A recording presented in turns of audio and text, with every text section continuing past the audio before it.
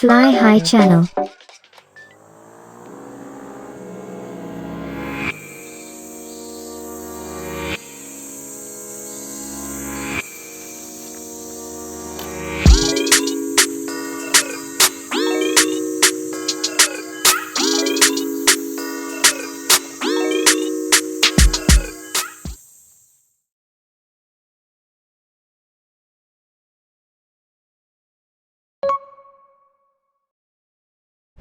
今日はこのバイクについている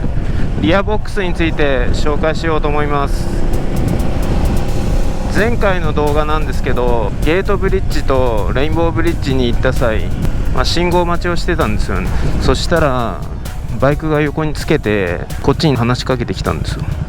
で、さっき後ろを走ってる時にリアボックス見てたんですけど、かっこいいですね。どこで買ったんですか？ Amazon で買ったんですよっていうやり取りがあったんですね。で、そのやり取りをした時に、このリアボックスって結構需要あるのかな、実際自分が買ったっていうのはありましたし、なんか普通のヘルメット入れだとアウトドアの趣味とかそういった用途に使えないことはないですけど、縛ったりしなきゃいけなくなっちゃうんで、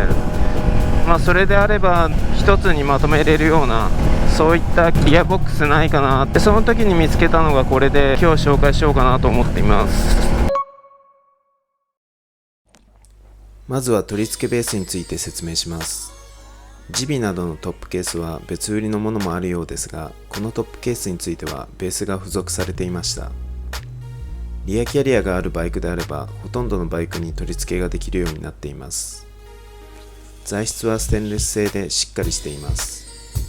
リアキャリアへの取り付けは取り付け部品を使って上下から固定する形です。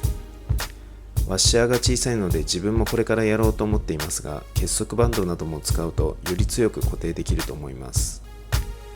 ケースとベースへの接続はこの4つの突起へ引っ掛ける形になります。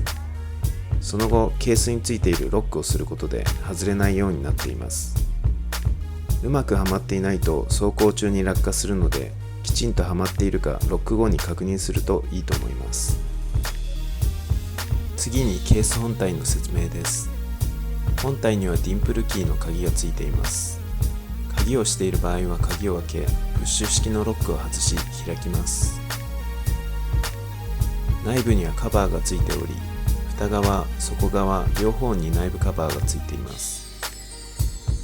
蓋側にはメッシュのポケットが3箇所あり、2箇所にはジッパーがついているので、落としたくないものを収納できます。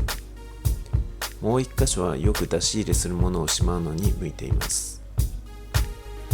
このケースは容量が65リットルのケースなので、キャンプ用のテント、コットなどがそのまま入ります。高さにも余裕があるので、キャンプ道具一式をこの中にまとめることができます。ヘルメットや収納物を押さえるバンドがついているので、走行中にケース内のものが動かないように固定することができます。次はヘルメットを収納してみます。ヘルメットは普通サイズのものであればうまく入れることで2個まではギリギリ収納が可能です。蓋側と底側の接続は金属ではないので補強が必要かもしれません。内部カバーが汚れた際も蓋側、底側どちらも簡単に外すことができるので、内部を清潔に保つことができます。キャンプ用品を収納する以外にも食料品などの買い物にも便利です。買い物の間はヘルメットを収納、運転する際は購入したものを十分に収納できます。普段リュックを使っている方もリュックをそのまま収納できるので便利かと思います。グローブをした状態でも片手でロックが可能です。ケースは取り外せるので、キャンプの時は簡易テーブル、すべて収まる収納と大変便利です。ケースは取り外し可能なので、